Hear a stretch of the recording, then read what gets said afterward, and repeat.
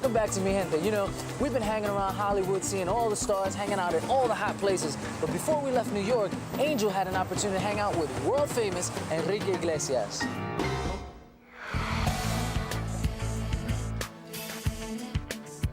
You know, I started writing when I was 14 years old. I didn't get a lot of credibility in the beginning. I got rejected by a few record companies, which was great, but it was good because it gave me even more strength to just keep on fighting and just keep on working hard. So then I found this record company, Fonovisa, and the president of the record company believed in me. He goes, "Yeah, we're going to go all the way with you." You know, I think it was after a few months, my first was #1 on Billboard, Si Tu Te Vas. I couldn't believe it. I was like, whoa, because I used to read Billboard since I was small. And then the album went #1, and then it went 5 million, 6 million copies. It was amazing. Esperanza, ¿dónde vas? Ocultando tu mirada de tristeza abandonada en la soledad. I'm sure you get this a lot. They probably say, his last name, Iglesias, he's gonna do well, man. He's gonna do well, man. Are you tired of people saying that? I mean, no, you know what? In the beginning, there was comparisons. And then they thought I was competing with my father. You know, I would never compete with my father in this. Right. I mean, I don't even compete with other singers that are around my generation.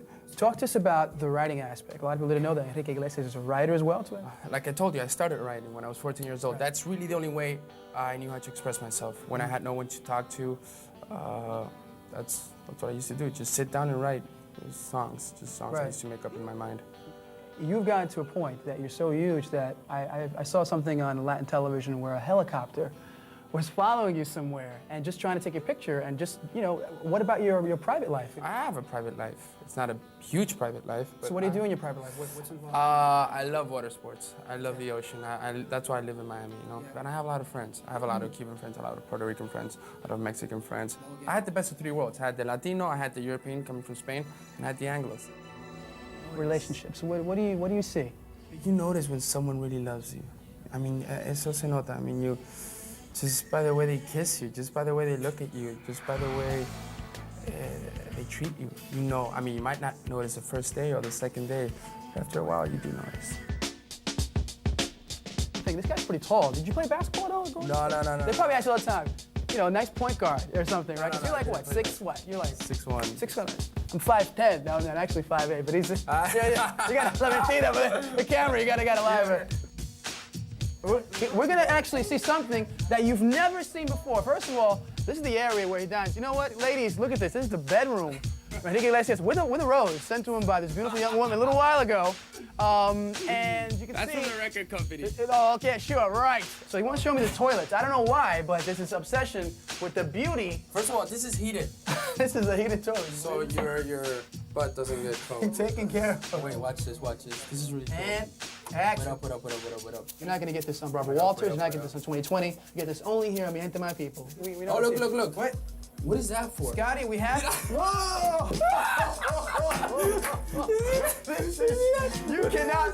You cannot make this stuff up here. Man, I feel like it was aliens or something like that, right? You're double platinum. 10 million records, a Grammy, numerous Latin awards, tremendous publicity, world tours. What do you dream about? What keeps you focused? What's your fuel? I want more and more. I mean, if you can sell out a 15, 20,000 seater, why not go for the 30,000 seaters or the 50,000 seaters? You know, that's my dream, and just to keep on writing, and hopefully my público, my audience will always be there. You know, because that's when I'm the happiest person in the world. I feel so protected. I feel so loved when I'm on stage. It's amazing. It's the most amazing feeling in the world. I mean, I can't complain. I mean, I've been very lucky. I mean, I have a job that I love.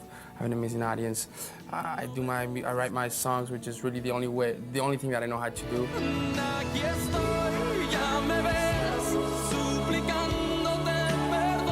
So you did the album, you handed it in. How do you know it's done? How do I know when it's done? You know what? I recorded this album 3 times.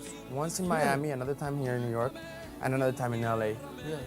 And it's funny because the 3rd time was maybe the best song out of all of them, but the first time had magic. But sometimes you get too technical, and when an album becomes too perfect and too technical, I think it loses magic.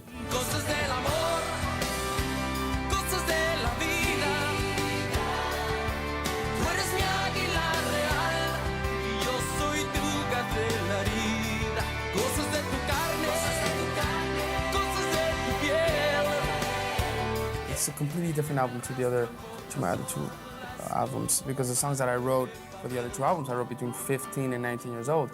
And then I had 3 years that I wrote no songs just because of the traveling, and I just couldn't concentrate. And November 97, I just decided to take 8 months and just write this album, and my music has changed, my lyrics have completely changed.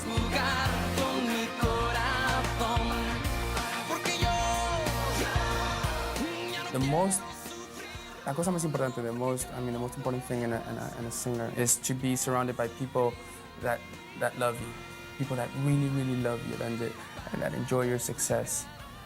You know, eso es lo más importante. You know? If not, you know, there's nothing.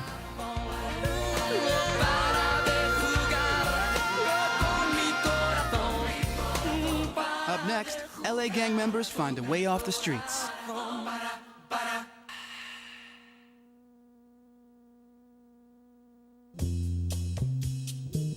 Unfortunately, the majority of the time that we hear about our inner city youth, it's usually negative. But we have a story that focuses on the